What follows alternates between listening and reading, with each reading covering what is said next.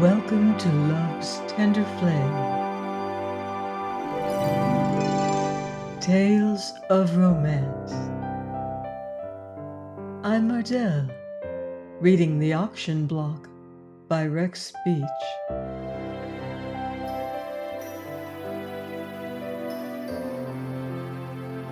Chapter 6. Lorelei did not secure another word alone with the dresser until the middle of the second act, by which time Mrs. Croft was her own colorless, work-worn self once more. "I don't know no more than I told you," she informed Lorelei. "Mr. Melcher's been comin' here for a long time, and he always talks about Mr. Hammond. I've heard enough to know that him and her is after his money, millions of it. Mr. Jim can tell you everything, for he's talked about it too when you were on the stage. Lilas mentioned him tonight when her and him was talking over the fleshlight photographs. She said—" "Oh, God!" Mrs. Croft broke off her narrative suddenly and, falling to her knees in a prayerful attitude, began nervously arranging the long row of footgear under Miss Lynn's table. The next instant the owner herself burst into the room, panting from a swift run up the stairs. "Quick, Croft! Don't be all thumbs now!" She tossed a sealed letter upon her table, rapidly unhooked her dress, and stepped out of it, then into a flame-colored velvet gown which the old woman held out for her. She set a tremendous plumed hat upon her head, impaled it deftly, patted her hair into more becoming shape, and then seated herself, extending her feet for a change of slippers. She took a moment to open and read her note. Lorelei looked up from the sewing at a little cry of rage from Lilas. Miss Lynn had torn the message into bits and flung it from her. Her eyes were blazing. "Damn him!" she cried furiously, rising so abruptly as almost to upset Mrs. Croft. "The idiot!" "What is it?" "I must telephone. Quick!" Halfway to the door she halted at Lorelei's warning. "Wait! You haven't time!" "Damn!" repeated the elder girl. "I must, Oh, Lorelei, dear, will you do me a favor? Run down to the door and telephone for me. I won't be off again till the curtain, and that will be too late." Lorelei rose obediently. "That's a dear. Call Tony the barber's place. I've forgotten the number. Anyhow, you can find it. And ask for Max. Tell him it's off. He can't come." "Who can't come, Max?" "No, just say, Lilas sends word that it's off. He can't come. He'll understand. Now run quicker. You won't catch him, and he'll kill me if I let him go. I'll call him later tonight. Oh, that's my cue now. Just ask for Max. Don't use his last name. Thanks. I'll do as much for you." Lilas was off with a rush, and Lorelei hastened after her, speculating vaguely as to the cause of all this anxiety. The telephone at the back of the Circuit Theater was located inside the stage door and occupied one end of the shelf which separated Mr. Reagan's hole-in-the-wall from the entrance hall. It was no place in which to conduct a private conversation, since anyone coming or going could hear, but stage telephones are not installed for the convenience of performers. As Lorelei hurried down the passageway, a man in evening dress turned, and she recognized Robert Wharton. "You are sent from heaven," he cried at sight of her. "I enter out of the night, and unburden my heart to this Argoside watchman, and lo, you come flying in answer to my wish. Quick service, Judge. In appreciation of your telepathy, I present you with some lumbago cure." He tossed a banknote to Reagan, who snatched it eagerly on the fly. Lorelei forestalled further words. "Please, I must telephone. I go on in a minute." "Fairy princess, last night I was a goldfish. Tonight I am an enchanted lover." "Wait, I'm in a hurry." She thumbed the telephone book swiftly in search of her number, but young Wharton was not to be silenced. Tell him it's all off, he commanded. You can't go. I won't let you. Promise. He laid a hand on the telephone and eyed her gravely. Don't thwart me. I'm a dangerous man. You can't use our little phone unless... Don't be silly. I'm telephoning for someone else. That's exactly what we can't permit. The someone else is here. I'm it. No, no. He closed one eye and wagged his head, grasping the instrument more firmly. Promise to tell him it's a him, isn't it? Ha! My intelligence is sublime. Promise. I slapped you last night. I promise to do it again, Lorelei told him sharply. Something whispered that you did, and all day long I've been angry, but tonight, now that I'm in my natural condition, I pass the insult. I offer you my hand and my other cheek in case you want to try a left hook. But I come with another purpose. Outside is a chariot with 90 horses, French rating, champing at the throttle. We are going away from here.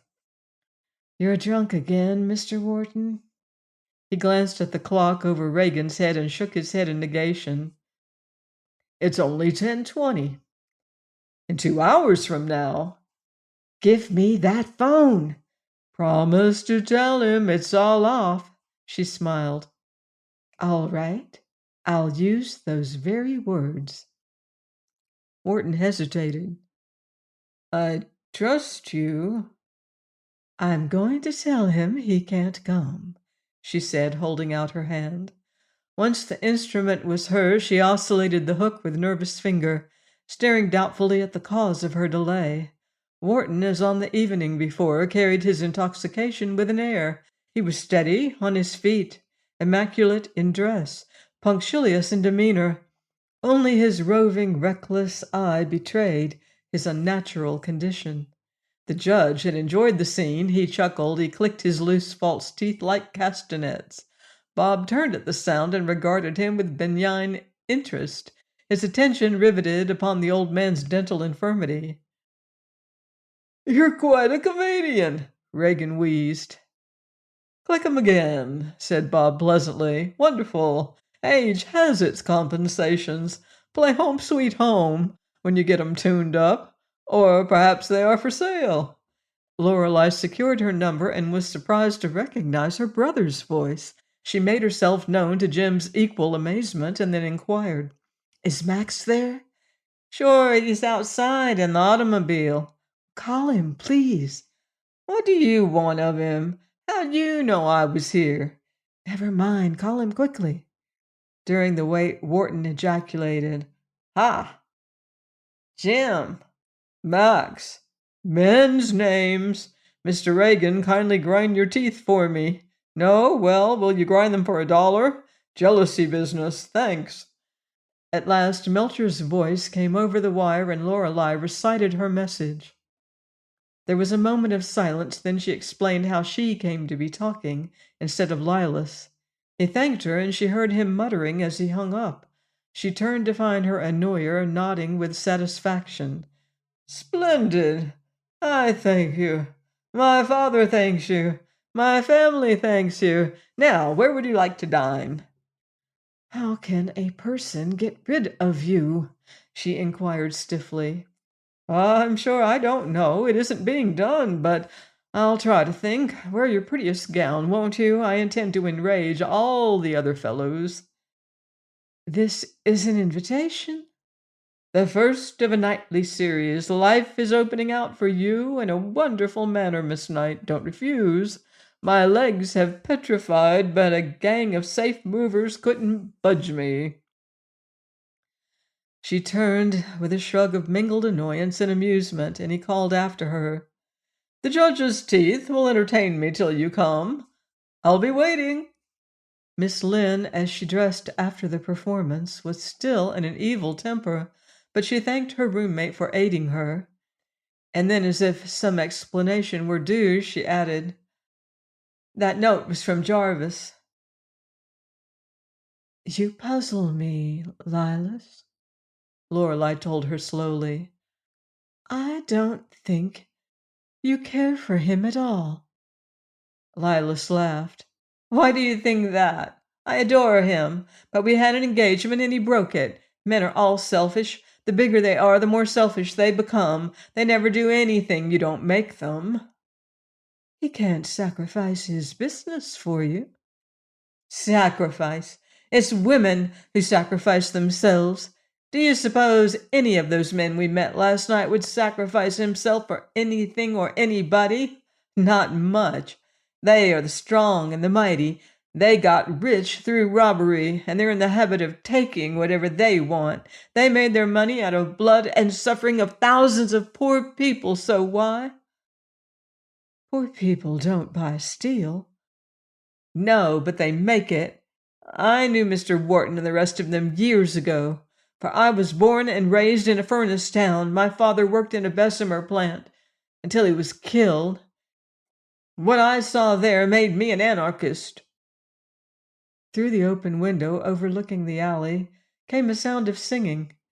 Two voices raised in doubtful harmony, one loud and strong, the other rasping, hoarse, and uncertain.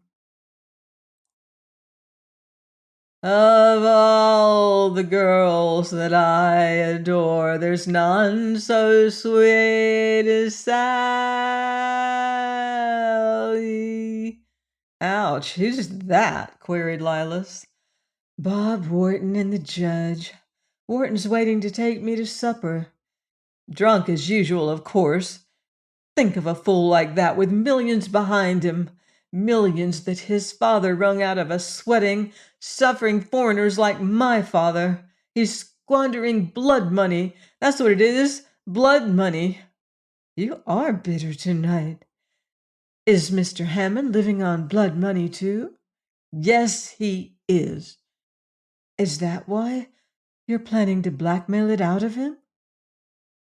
Lilas paused in her dressing and turned slowly, brows lifted. Her dark eyes met the blue ones unwaveringly. Blackmail? What are you talking about? Mrs. Croft went pale and retired swiftly but noiselessly into the lavatory, closing the door behind her. What did Max tell you over the phone? Asked Lilas sharply. Nothing. Then where did you get that? From Jim? Jim's pretty bad, I imagine, but he keeps his badness to himself. No, I've overheard you and Max talking. Nonsense. We've never mentioned such a thing. The idea is absurd. I get mad at Jarvis. He's enough to madden anybody. Perhaps I'm jealous, but blackmail? Why, you're out of your head. The girls had nearly finished dressing when a commotion sounded in the hall outside, and Mrs. Croft, after investigation, reported that Robert Wharton had been forcibly expelled from a dressing room. He could be heard gently apologizing and explaining that he was in quest of a fairy princess, whereupon Lorelei hastily locked her door. That's the worst of these swells, observed Lilas as she left. They pay high and go anywhere they please. Bergman caters to them. Lorelei delayed her toilet purposely, and finally dismissed Croft. Then she wrote a note to John Merkel in care of his bank. By this time the cavernous regions at the rear of the theater were nearly deserted. She listened, but hearing Wharton still in conversation with the watchman, she locked her door once more and sat down to wait. As she fingered the note, a doubt formed in her mind. A doubt as to the advisability under any circumstances of leaving written evidence in another's hands. Finally, she destroyed the missive, determining to make use of the telephone on the following day. As to just what to do after that, she was undecided. When quiet had finally descended, she opened her door cautiously and peered out. Robert Wharton sat on the top step of the stairway near at hand, but his head rested against the wall and he slept. Beside him were his high hat, his gloves, and his stick. As Lorelei, with skirts carefully gathered, tiptoed past him, she saw, suspended upon his gleaming white shirt bosom, what at first glance resembled a foreign decoration of some sort, but proved to be Mr. Reagan's false teeth. They were suspended by a ribbon that had once done duty in the costume of a coryphée. They rose and fell to the young man's gentle breathing. Lorelei carried out her intention of telephoning on the following day, and about the close of the show that night Merkel's card was brought up to her dressing room. A moment later, Robert Wharton's followed, together with a tremendous box of long-stem roses. She went down a trifle apprehensively, for by this time the current tales of Bob's drunken freaks had given her cause to think somewhat seriously, and she feared an unpleasant encounter. More than once she had witnessed quarrels in the alleyway behind the circuit, where pestiferous youths of Wharton's caliber were frequent visitors. But Mr. Merkel relieved her mind by saying, "I sent Bob away on a pretext, although he swore you had an engagement with him." "I'm glad you did. I left him asleep outside my dressing room last night, and I almost hoped he'd caught pneumonia." Beside the curb, a heavy tour car was purring, and into this Merkel helped his companion. "I'm not up on the etiquette of this sort of thing," he explained, "but I presume the proper procedure is supper. Where shall it be, Sherry's?" Lorelei laughed. "You are inexperienced. The Johns never eat on Fifth Avenue. The lights are too dim." "But why supper? You can't eat." "A Welsh rarebit would be the death of me. Lobsters are poison," he confessed. "But I've read that chorus girls are carnivorous animals and seek their prey at midnight." "Most of them would prefer bread and milk. Anyhow, I would, but I'm not hungry. So let's ride. We can talk better. And you're not the man to be seen in public with one of Bergman's showgirls." The banker acquiesced with alacrity. To his driver he said, "Take the Long Island road." As the machine glided into noiseless motion, Lorelei noted a limousine waiting nearby and saw a dim figure within. The dome light had been turned off, and she could detect a white shirt front, the blurred outline of a face, and the glowing point of a cigar. "You can follow that man's example if you wish," said she, "and hide until we're away from the bright lights." Merkel answered shortly, "Your reputation may suffer, not mine." He leaned forward and inquired of the chauffeur, "Whose car's that?" "Mr. Hammond's, sir. He's going our way, so his man said." "I thought so. We'll have company." "Why do you choose the Long Island road?" asked Lorelei. "It's pleasant," responded Merkel. "I ride nearly every night, and I like the country. You see, I can't sleep unless I'm in motion. I get most of my rest in a car. There's something about the movement that soothes me." "How funny." "Peculiar, perhaps, but scarcely humorous. I'd be dead or insane without an automobile. You see, I'm nothing but a rack of bones strung together with quivering nerves. Always been so, and I'm getting worse. I keep 4 French cars in my garage, all specially built as to spring suspension and upholstery, and I spend nearly every night in one or the other of them. It's seldom I do less than 100 miles between midnight and the morning. And sometimes, when I'm bad, I do twice that. So long as I'm moving fast, I manage to snatch a miserable sort of repose. But the instant we go slow, I wake up. It's the sensation of flight, the music of a swift running motor, the wind blowing in my face that lulls me. But it's getting harder all the time. I used to sleep at 20 miles an hour. Now I can't relax under 30. 40 is fine. 60 means dreamless peace." "It does indeed, if one happens to have a blowout," laughed the girl. "I have trouble keeping chauffeurs. The darkness breaks their nerve, and they play out in 2 or 3 months. I've known them to crack under the strain in a week. And yet all the time I want to go faster, faster. Some night when a bolt breaks or my driver's eye and hand fail to coordinate, it will all end, I suppose, in a twinkling, and I'll get a good rest at last. Meanwhile, I thank heaven and Mr. Vanderbilt for the motor parkway." The car had threaded the after-theater congestion of traffic with a swiftness that testified to the practiced hand on the wheel, and was now darting through unfrequented side streets where the asphalt lay in the shadows like dark pools. Upon the approach to the Queensboro Bridge it swept and took the long incline like a soaring bird. Overhead the massive towers pierced the night sky. The steel-ribbed skeleton tunnel rushed past the riders. Far beneath, the river itself lay like a sheet of metal, glittering here and there with the yellow lights of ships. Blackwell's Island slipped under them, an inky, bottomless pit of despair, out of which points of fire gleamed upward like faint, steady-burning sparks of hope in the hearts of miserable men.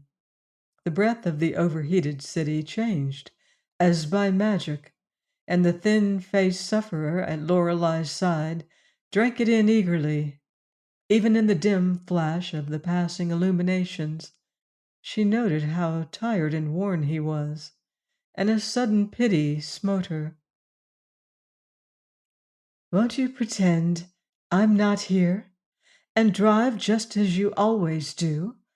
I won't mind," she said. "My dear, it's late. You'll need to get home." "No, no." "Really?" His eagerness was genuine. "Won't your people worry?"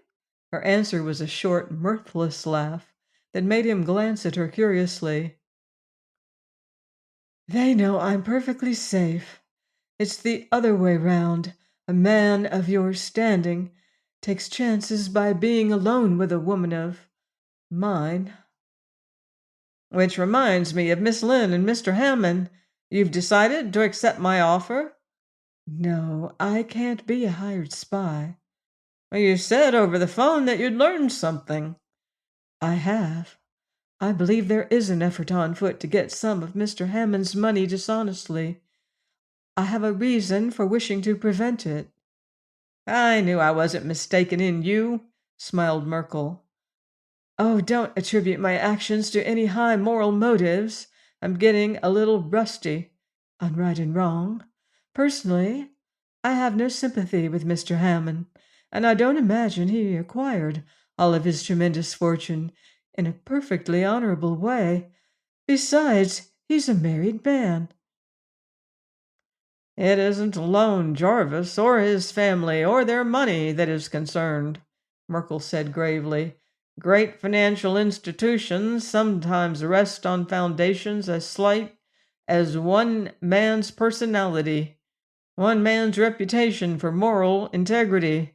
A breath of suspicion of any sort at the wrong time may bring on a crash involving innocent people. Hammond at this moment carries a tremendous top-heavy burden of responsibilities. His death would be no more disastrous than a scandal that would tend to destroy public confidence in him as a man." "Doesn't he know that himself?"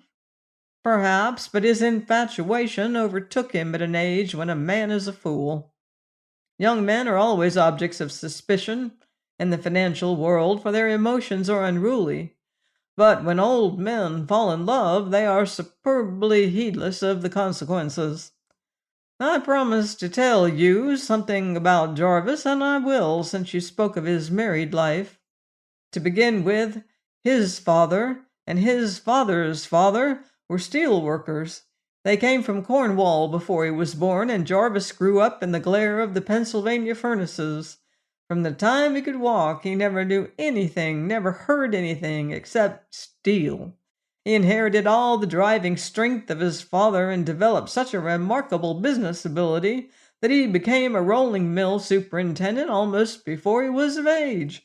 They say he never did less than 2 men's work, and often more. But he could make others work too, and there lay the secret of his success. He was indefatigable. He was a machine. He never rested, nor played, nor relaxed as other men do. He just worked. And his mill held the tonnage record for years. When the corporation was formed, he played a big part in the deal and got a big slice of the profits. He had been successful, noted. At one turn of the wheel, he became enormously wealthy. The story of Aladdin is nothing to the story of the men who took part in that combination. Hammond went into other things than steel, and he prospered. He never failed at anything. Now, here comes the part of the story that interests me most of all and will interest you if you can understand the workings of a man's mind. Jarvis had no vices and but one hobby. At least his vices were neutral, for he had never taken time to acquire the positive kind. His hobby was Napoleon Bonaparte. He read everything there was to read about Napoleon. He studied his life and patterned his own on similar lines. His collection of Napoleana is the finest in this country. He is an authority on French history of that period. In fact, he's as nearly hipped on the subject as a man of his powers can be considered hipped on anything. Do I bore you, Miss Knight? No, go on. I'm tremendously interested. Well, naturally, Hammond began to consider himself another Napoleon, and his accomplishments were in a way quite as wonderful. His strategy was quite as brilliant, and his victories quite as complete. He even confided to me once that his idols surpassed him in only one respect, namely the power to relax. A pardonable conceit under the circumstances. Jarvis had never taken time for relaxation, and he was beginning to wear out, and so he deliberately set about learning to play. The Emperor of France, so history tells us, took his greatest pleasure in the company of women. Therefore, Hammond sought women just as he had sought and gained financial conquest. He doesn't know the taste of defeat, so the result was foreordained. But surely he thought something of his family, protested Lorelei. Didn't he consider them? I fancy he wasn't well acquainted with his family. I'm sure he never enjoyed any home life as we understand it. He lived with a rich old woman who bore his name but scarcely knew him. His daughters were grown women whom he saw on rare occasions, and whose extravagant whims he gratified without question. But there was little real intimacy, little sympathy. Remember, Jarvis had been a boy, but he had never been young. And this was his first taste of youth. But he was not Napoleon. As you've noticed, he's quite mad on the Lynn woman. He's no longer himself. He's been drugged by her charms, and now he's paying the price. I wanted you to know the story before we went any further. Now, tell me what you have learned. Join me next time for another romantic chapter of The Auction Block by Rex Beach, here on Love's Tender Flame. Until then, love deeply and live beautifully.